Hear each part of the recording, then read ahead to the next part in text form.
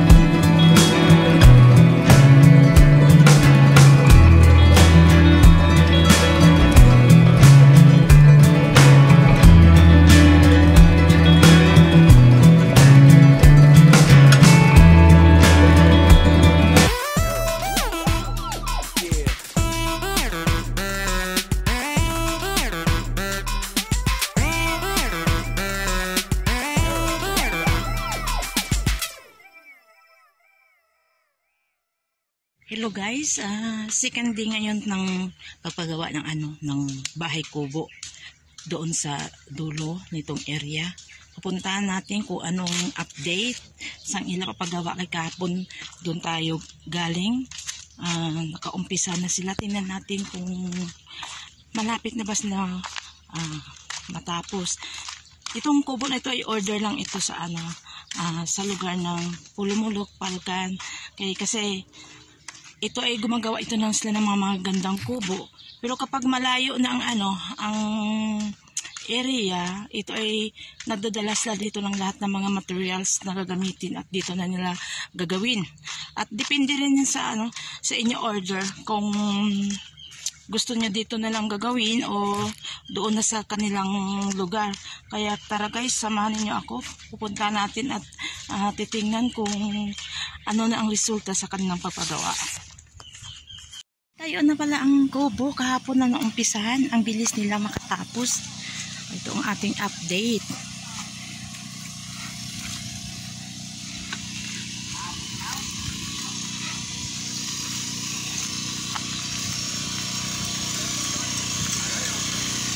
Hello guys! Oh, update tayo. Ang bilis naman pag gumawa ng kubo.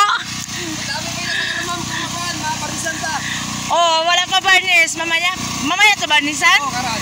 Ikaw may ari sir, no? Ikaw may ari? Oo. Oh, pwede kita interviewin.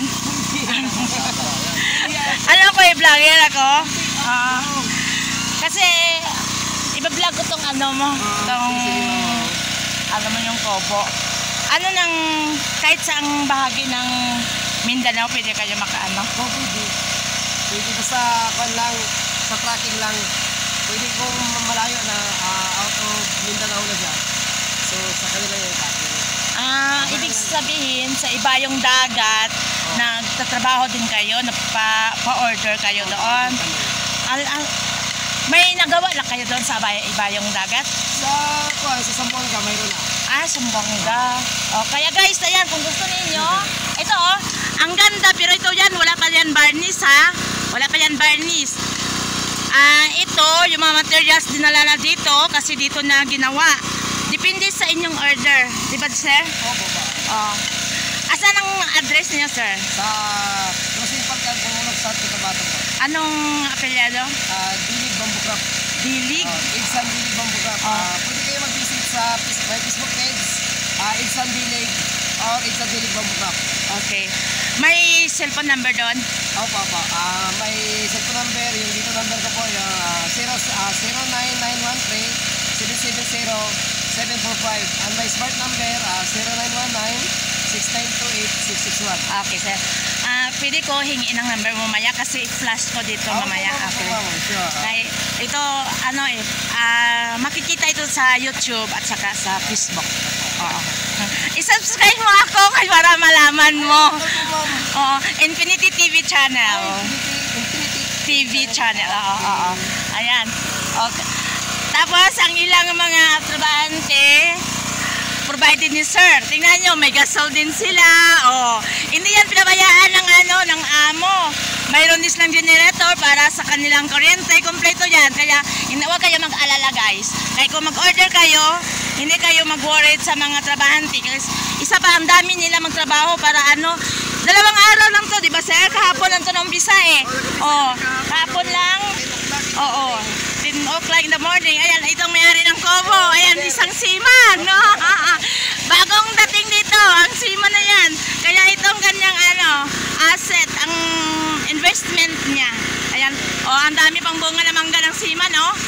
Tingnan nyo. Malapit na to harvestin. Kaya, tingnan nyo mga mga pupogi pa mga trabante ha. Busy.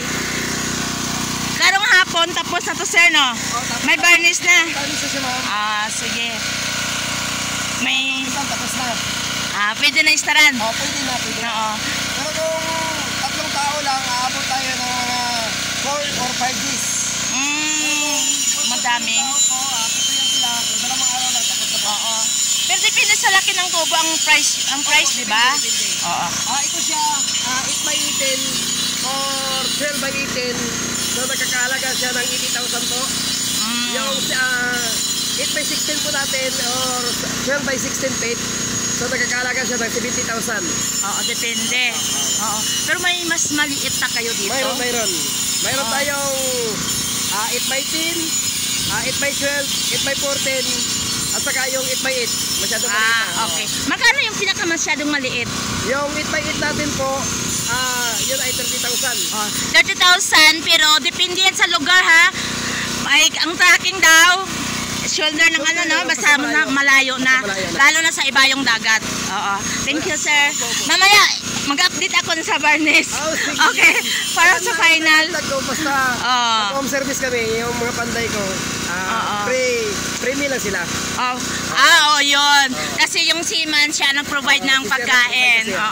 Kasi request kasi to kumbaga special. Kaya kung galing sa kanila, wala na, di ba? Delivery na lang. Pero ang delivery charge, mayroon depende sa malayo. Depende sa area kung ano malayo. Mayroon Ayan. tayong pre-delivery, Ginsan Marvel, pwede siya. Pre-delivery siya. Pero Pag sobra na siya, so mag-additional na lang tayo. Oo. Pag out of Sock Sergeant, ano na, may additional na only South Cotabato at Jensen free delivery. Kasi taga Pulumulok yan sila eh. Pulumulok sa Palcan, di ba sir? Kung Marvel kayo, free delivery pa. Yon. Pero kung Sultan Kudarat na, may charge na. Pag-usapan na lang. Pag-usapan na lang kung maka-discount. Oo, kaya yun. Salamat sir. Sige, mag-follow up ako mamaya sa Varnish para makita nyo ang kagandahan ng kubo. Actually, itong kubo, hindi ito bahay nila. Ano to, rest house lang ng mag-asawa pag magpunta dito sa kanilang area. Ayan.